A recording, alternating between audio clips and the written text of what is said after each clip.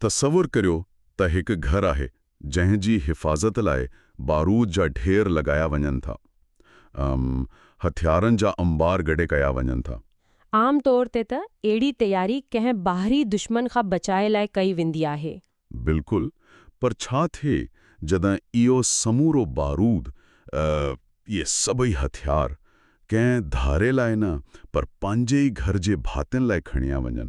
जॾहिं पंहिंजो ई रतु पंहिंजी रत जो प्यासो बणी वञे, वाक़ई उहो हिकु ख़ौफ़नाक तसवुरु आहे। अॼु जी हिन तफ़सीली जाइज़े जो मर्कज़ बिल्कुलु अहिड़ो ई हिकु पेचीदो मंज़रनामो आहे। ही मवाद मशहूर सिंधी ड्रामे पंजावेरी जी क़िस्त 122 मां वरितलु आहे। हाँ, जंहिंमें ख़ानदानी दुश्मनियनि, अंधी अना ऐं ग़द्दारीअ जो हिकु खुलियो अक्स ॾेखारियो वियो आहे। सही, असांजो मक़सदु हिते रुगो कहाणी ॿुधाइणो नाहे, पर इन नफ़्सियात खे समुझणु आहे त कीअं हिक ई घर जा माण्हू तबाही जो रस्तो ठाहिनि था। ठीकु आहे, अचो त इन जी गहरी छणछाण करियूं ऐं ॾिसूं त इन सॼे रतू छाण जी पोयां असल महरक छा आहिनि। हिन सॼे मामले में शुरूआती नुक़्तो ई सभ खां वधीक ध्यानु छकाईंदड़ आहे। जेकॾहिं असां रुगो हिन उनवान यानी पंहिंजाई वेरी ते ग़ौर करियूं त घणियूं ॻाल्हियूं वाज़ी थी वञनि थियूं। पंहिंजाई दुश्मन यानी उहो रुगो हिकु नालो नाहे, पर हिकु मुकमिल नफ़्सियाती अलमियो आहे। बिल्कुलु। ॾिसो, ख़ानदानी जोड़जक जो बुनियादी मक़सदु तहफ़ुज़ हूंदो आहे, पर जॾहिं इही माण्हू मौत ते तकलीफ़ जे सबबु बणनि त पोइ इंसान जो वजूद ताईं एतमार खजी वेंदो आहे। ठहिरो, मूंखे हिते थोड़ी मुंझारी आहे। यानी छा को माण्हू रातो रात पंहिंजे ई भाउ या सूट जो दुश्मन बणी सघे थो? उहो एतिरो सादो नाहे हूंदो। उन जी पोयां सालनि जी तलख़ी हूंदी आहे। हा, जो मवाद ते नज़र वझे जी त अकबर ख़ान, चाकर ख़ान ऐं जाबिर जी विच में जेका वेड़ा हली रही आहे, उहा मामूली नथी लॻे। इते बाक़ाइदा हथियारनि जी तयारी थी रही आहे। ट्रकूं भरण जा हुकुम हली रहिया आहिनि, बिल्कुलु कंहिं जंग जे मैदान वांगुरु।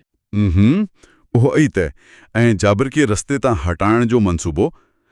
उन सां गॾु चाकर ख़ान पंहिंजे मुख़ालिफ़नि खे बेग़ैरत ऐं शातिर दिमाग़ पियो सॾे। मूंखे त ही कंहिं कॉर्पोरेट कंपनी जी हॉस्टाइल टेक ओवर वांगुरु पियो लॻे। अच्छा, ओहो कीअं? यानी ज़बरदस्ती कब्ज़े जी कोशिश। फ़र्क़ु रुगो एतिरो आहे त उते वकील ऐं काग़ज़ हलंदा आहिनि ऐं हिते बारूद पियो हले। छा वाक़ई ही सभु रुगो ताक़त लाइ आहे या अंधी अना खे न लाइ रही आहे? हिते सभ खां वधीक हैरान कंदड़ ॻाल्हि आहे त ज़ाहिरी तौर ते ही ज़मीन या ताक़त जी वेढ़ लॻे थी, पर उनजो असल मर्कज़ बका जो ख़ौफ़ आहे। बका जो ख़ौफ़? पंहिंजनि खां ई? हाँ, जॾहिं क़बाइली निज़ाम में कानून जा बुनियाद कमज़ोर थी वञनि त उहा ई थींदो आहे। या त तव्हां हाकिम आहियो या कंहिंजी पैरनि हेठां आहियो। कॉर्पोरेट कब्ज़े वारी ॻाल्हि सां ही काफ़ी मिले थो। बिल्कुलु ठहकंदड़ मिसाल आहे, पर हिते नुक़सान जा शर्त वॾा आहिनि। चाकर ख़ान जो मुख़ालिफ़नि खे बेग़ैरत चवणु को मामूली ॻाल्हि नाहे।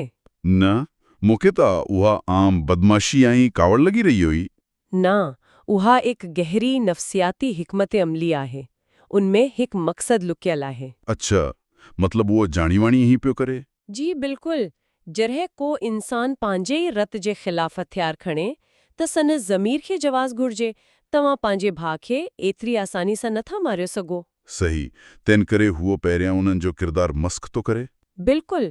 जॾहिं चाकर ख़ान कीन बेग़ैरत चवे थो त हूअ असल में कीन इंसानियत जे दर्जे मां किराए रहियो आहे। हिन अमल खे डीह्यूमनाइज़ेशन चइबो आहे। पोइ मथां बारूद इस्तेमालु करणु ज़मीर ते बाड़ नथो बणिजे। ओहो, ही त हिकु तमामु ख़तरनाक रुख आहे। यानी अही पंहिंजे ज़ुल्म खे सही साबित करण लाइ पंहिंजे ज़हन में कहाणी पियो ठाहिनि, पाण खे हीरो पिया सम्झनि। बिल्कुलु ईअं ई आहे। पर भला जेकर उहो पाण खे एतिरो ई ताक़तवर ऐं हक़ ते था सम्झनि, त पोइ संदनि पमलनि में एतिरो ख़ौफ़ छो आहे? छाकाणि त हुते ॻाल्हि वाक़ई बड़ी दिलचस्प थी वञे थी। तव्हांजो इशारो सुखोल दाइणे है? हा, ज़रियनि मूजिबि सुखो जे सर जी क़ीमत लॻल आहे। हर तरफ़ उनजी ॻोल्हा आहे। पर हैरान कंदड़ ॻाल्हि इहा आहे त इहे ताक़तवर हुजण बावजूदि शदीद बेचैनी जो शिकार आहिनि। मुख़बरी जो ख़ौफ़ हर वक़्तु संदनि मथां सवार आहे। हा, शाम 6 वॻे जो ख़फ़िया मुलाक़ातूं ऐं पियो लॻे ॼणो हू पंहिंजी पाछे खंडनल हनि। मूंखे ही सभु कंहिं सस्पेंस या थ्रिलर फिल्म वांगुरु पियो लॻे, जिथे ॿितिन खे बि कन हूंदा आहिनि। हाणे ॾिसो, जेकॾहिं असां उन खे वॾे पसमंज़र सां घणियूं त उनजो जवाबु पुराणनि ख़ाना जंगनि में मिली थो। गेरू वेड़ में? पर इथे दुश्मन पंहिंजो ई हूंदो आहे त छा हू वधीक दुखियो हूंदो आहे? बिल्कुल, कंहिं ॿाहिरीं दुश्मन सां जंग जिस्मानी तौर दुखी हुजे थी, पर नफ़्सियाती तौर आसान।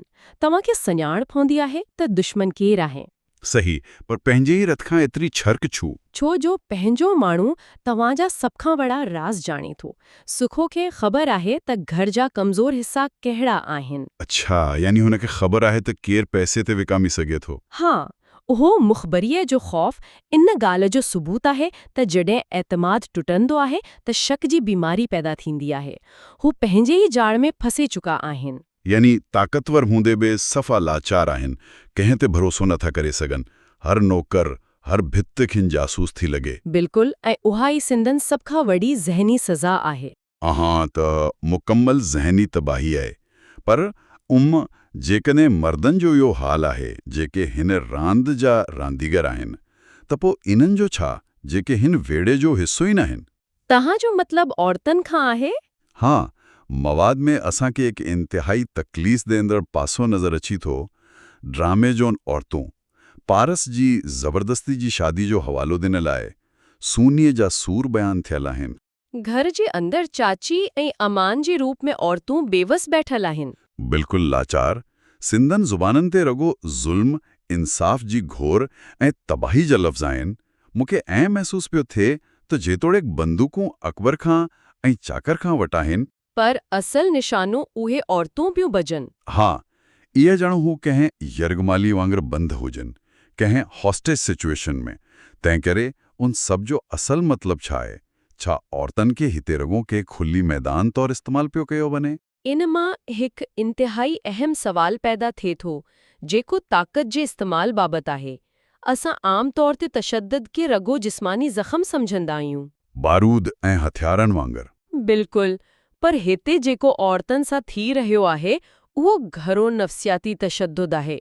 ज़बरदस्ती जी शादी का समाजी रीत नाही बचे, उहा जंग जो हिकु हथियार आहे। जंग जो हथियार? हिकु समाजी रस्म हथियार कीअं थी सघे थी? हू त चवनि था न त हू ख़ानदान जी इज़त बचाए रहिया आहिनि। उहा इज़त रगो हिकु निकाब आहे। हक़ीक़त उहा आहे त जॾहिं को मर्द ॿाहिरें दुनिया में पंहिंजो कंट्रोल वञाई वहे, जीअं सको हुननि जी पकड़ खां ॿाहिरि आहे। हाँ बिल्कुल, त पोइ हू पंहिंजी ताक़त जो इज़हार उते कंदो आहे जिते हू सभ खां वधीक मज़बूत हूंदो आहे, पंहिंजे घर में। औरतुनि खे मिल्कियत जे इस्तेमालु कयो वेंदो आहे। अच्छा, ज़बरदस्ती शादी कराइण असल में उहो पैगाम आहे त ॾिसो, मां हिन घर जो मालिक आहियां। 100% सही। इहे औरतूं जीअं सोनी ऐं पारस कंहिं जंग जी धर नाहिनि, पर हू कोलेटरल डैमेज आहिनि। अणसिधो नुक़सान। उहो त बिल्कुलु आईं आहे जीअं ॿिनि मुल्कनि जी जंग में बारूद आम शहरियनि ते करे पवे। मर्दनि जे अंधी अनाज जो सिधो बार औरतुनि जे कल्हनि ते आहे। ऐं हू उन रतू छाण जी बदिली पंहिंजी ज़िंदगी जा सुमूरा ख़्वाब वञाए वेनि थियूं। नवां ॻाल्हि ॿुधी त वाकई लंग कांडार जी वञनि था। मतिलब त शादी जहिड़ी मुक़दस ऐं रूहानी रिश्ते खे, जंहिंजो बुनियाद प्यार हुजणु घुर्जे, हिकु सज़ा तौरु इस्तेमालु पियो कयो वञे। हे इंसानियत जी इंतिहाई निचली सतह है। हाँ, पंजे ई धीअरनि खे दुश्मन जे हवाले करणु, रुगो अनाजी तस्कीन लाइ। पर इस जी अमल खां पोइ छा वाकई किने खे सकून मिलियो? ज़रियनि में ॾिनल आख़िरी डायलॉग्स तक ॿी कहाणी ॿुधाइनि था। बिल्कुलु, उते वक़्त जे गुज़रण जो ज़िक्र आहे, अकेलाइण जी आदत पवण जी ॻाल्हि आहे, ऐं बेवस थी उहो दुआ करणु त ही दुश्मनी ख़तमु थी वञे। मूंखे इथे कोई फतह जो जशन नज़र नथो अचे। छो जो उते जशन मिलाइण लाइ कुझु बचियो ई नाहे हूंदो। अहो ई तज़ाद आहे। जेके माण्हू बारूद गॾु करे ताक़त जो मुज़ाहिरो पिया कनि, उहे आख़िर में एतिरा थकल छो था लॻनि? छा इन्हनि कुझु हासिल बि कयो, या ही सभु हिकु सड़ंदड़ घर में पाण खे महफ़ूज़ सम्झण वारी बेवकूफ़ी हुई?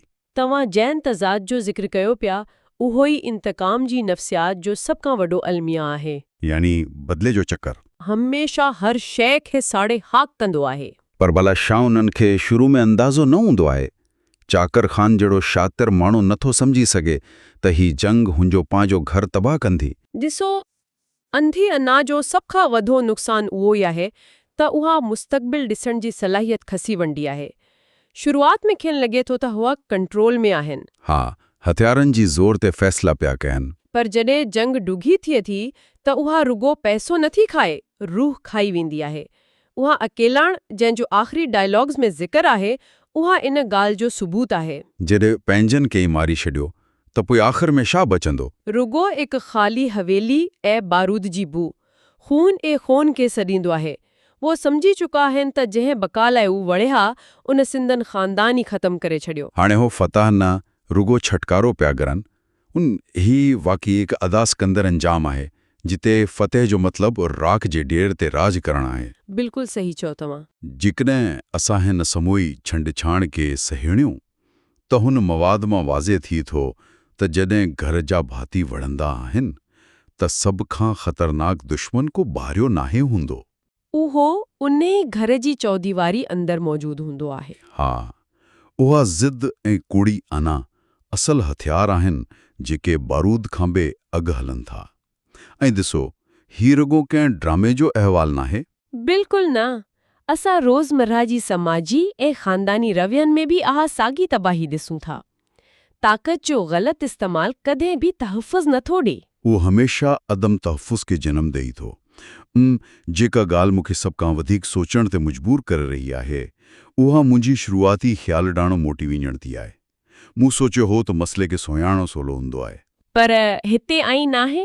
हा, जिते पंहिंजो रत दुश्मन हुजे ऐं घर जूं औरतूं यरग़माल हुजनि, उते कंहिं हिकु माण्हू ते आंगर रखणु मुमकिन नथो रहे। हितां हिकु तमामु गहरो फ़िक्री सुवाल जनम वठी थो, जेको मां हिते छॾी वेंदुसि। ज़रूर, उहो इंतहाई ज़रूरी आहे। जेकॾहिं के ख़ानदान जी बका, उन जी नाम निहाद इज़्ज़त ऐं वफ़ादारी जा असूल ई उन ख़ानदान जी तबाहीअ जो सभ खां वॾो हथियार बणी वञनि, हाणे वफ़ादारी आहे या उन रत खे तबाही खां बचाइणु? हे उहो सवाल आहे जिन जा जवाब ॻोल्हणु शायदि असां सभिनी लाइ तमामु ज़रूरी आहे।